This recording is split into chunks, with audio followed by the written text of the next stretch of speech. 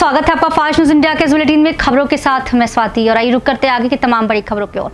UP के सोनभद्र जिले में चुर्क मंदिर के बाहर पुलिस के जवान सुरक्षा को लेकर प्रशासन अलर्ट है। उन्होंने बताया कि मंदिर परिसर का कपाट बंद है, लेकिन जिनकी मन्नत है मुंडन है वह श्रद्धालु गढ़ मंदिर में जा रहे हैं और अपना मुंडन और मन्नतें पूरी कर रहे हैं। उन्होंने बताया कि सोशल डिस्टेंसिंग का पालन, मास्क लगाकर मंदिर परिसर में श्रद्धालु जा रहे हैं। उन्होंने कोरोना महामारी को देखते हुए काफी सावधानी रखने को बताया और वह श्रद्धालुओं को भी अलर्ट रहने को कहा। देखिए चुर्क से दिग्विजय की रिपोर्ट। आज हम लोग खड़े हैं चौक रोड पे, जहाँ की सुरक्षा के लिए लगे हैं हमारे सर लोग। आइए इनसे बात करते हैं क्या है सुरक्षा की व्यवस्था। सर आपका नाम क्या है?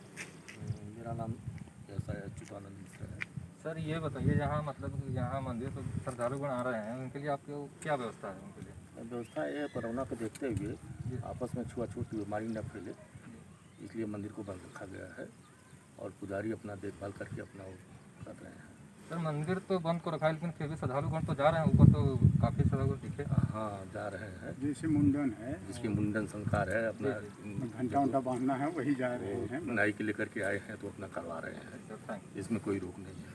देख रहे हैं जिनका जो मन्नत वगैरह है वो अपना पूरा करने के लिए मंदिर में जा रहे हैं, बाकी लोगों के लिए रोक लगाया गया है। फास्ट न्यूज इंडिया से दिग्विजय सिंह, चुर्क सोनभद्र।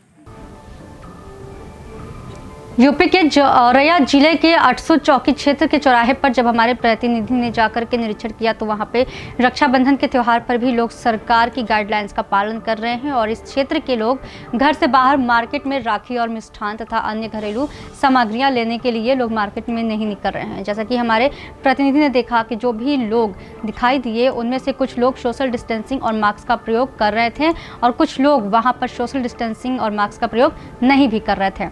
देखिए 800 चौकी से रजनीश कुमार की रिपोर्ट।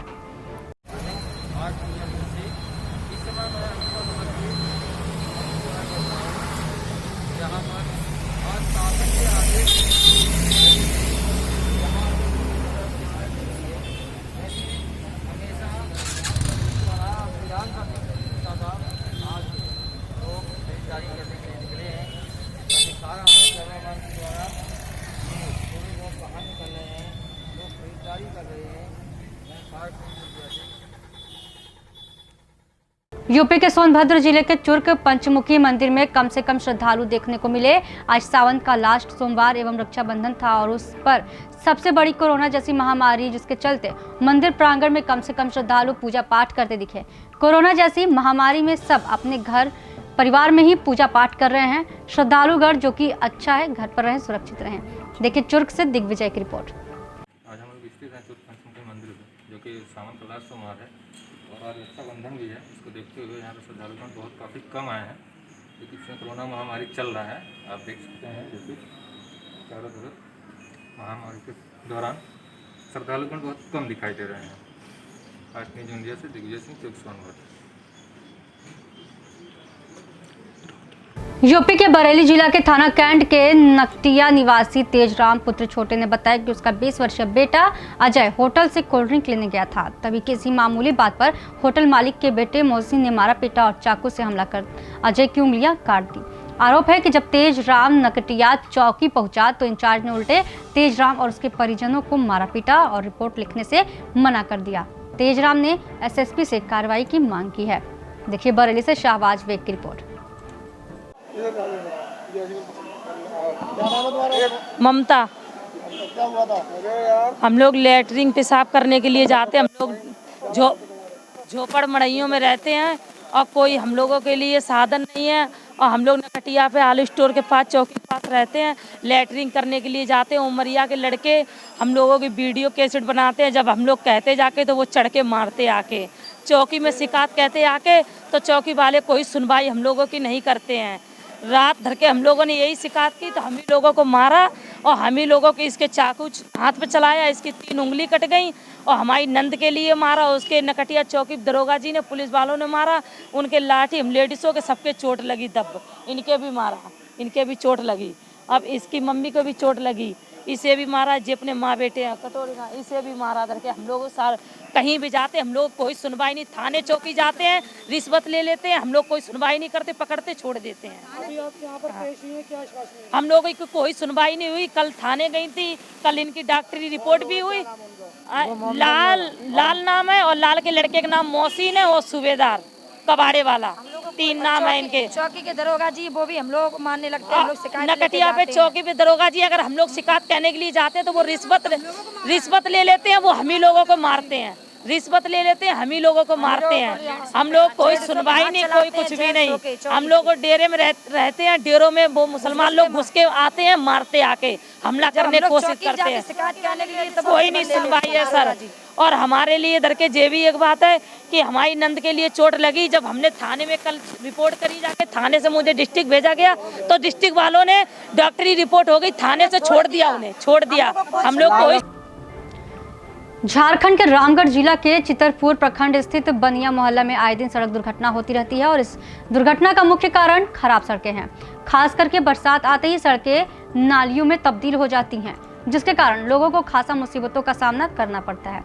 जब ग्रामीणों से खराब सड़कों के बारे में पूछा गया तो ग्रामीण बताते हैं कि इस सड़क को लेकर कितने बार शिकायत किया गया मगर कोई समाधान नहीं निकला अभी तक। और जब चुनाव होने वाले होते हैं तब लोग वोट मांगने आते हैं और बड़े बड़े वादे करते हैं, फिर लोग भूल जाते हैं। खास करके पंचायत चुनाव में लोग कितने वादे किए मगर फिर भी भूल गए, जिसके कारण आज सड़क की यह हालत बनी हुई है। देखिए रामगढ़ से नदीमुल्लाह की रिपोर्ट।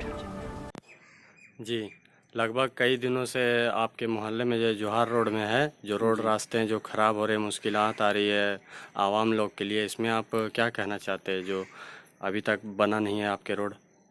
जी, सड़क का मामला बहुत पहले से आया हुआ है। बहुत पहले भी सड़क बनने के लिए इसका योजना पास हुआ, लेकिन किसी वजह से बन नहीं पाया। अभी फिर योजना इसका पास हो चुका है बनने के लिए।